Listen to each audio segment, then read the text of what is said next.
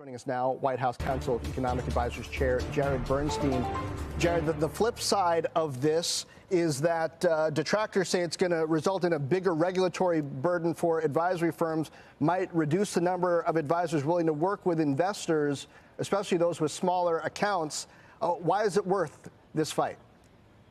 Let me start out with one number, $5 billion. That's the aggregate amount of which these fees can cost investors in just one area of this rule that we're trying to talk about today. So, look, you set it up correctly. We are very much interested in protecting retirement security by pushing back hard on this particular junk fee.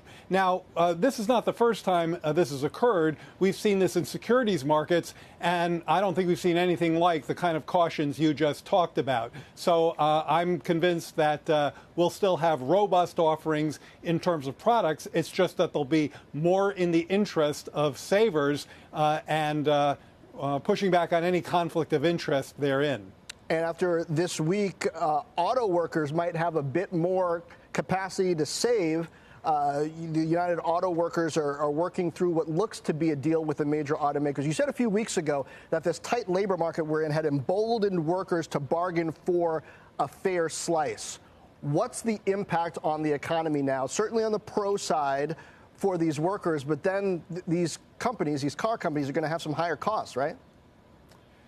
Right. Well, let's start with the workers in the economy. You know, the president talks about Bidenomics through the lens of middle out, bottom up growth. And one of the things we've consistently seen time and again, a lot of forecasters have missed this, even though it's, I think, pretty straightforward, is that we have a 70% consumer spending economy, and we have a healthy middle class drawing real pay gains. That's going to help keep this economy moving forward, as it has reliably done so far. Now, you've got 14 million jobs since this president got here, over 800,000 in manufacturing, an unemployment rate below 4% for 20 months in a row, and now we have some of these union victories we're talking about. That means more buying power for working people. But you raised the point about the overall economy. Well, again, this has been keeping the economy going forward.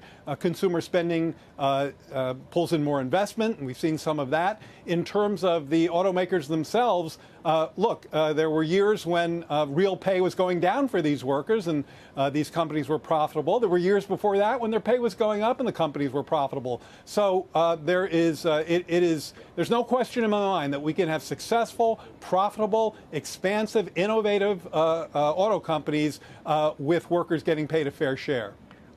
Jared, we've also got higher rates and consumers that have been relying on credit cards like never before, which makes it more expensive for them. These higher rates also make it more expensive for the government to spend more than it takes in. What does Bidenomics do about that? Well, when it comes to the fiscal outlook, it sounds like what you're asking about there.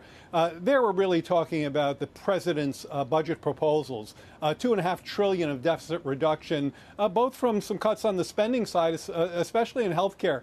And it's probably important to emphasize those in this context, if we're talking about lower junk fees, better retirement savings, you know, paying, getting rid of hidden fees, whether it's a bank or a concert or an airplane flight.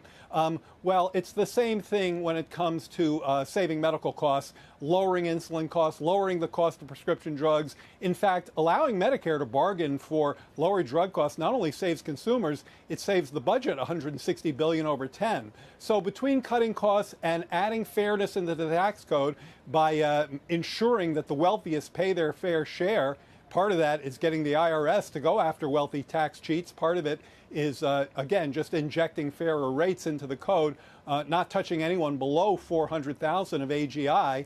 That's how we help deal with a more sustainable fiscal path.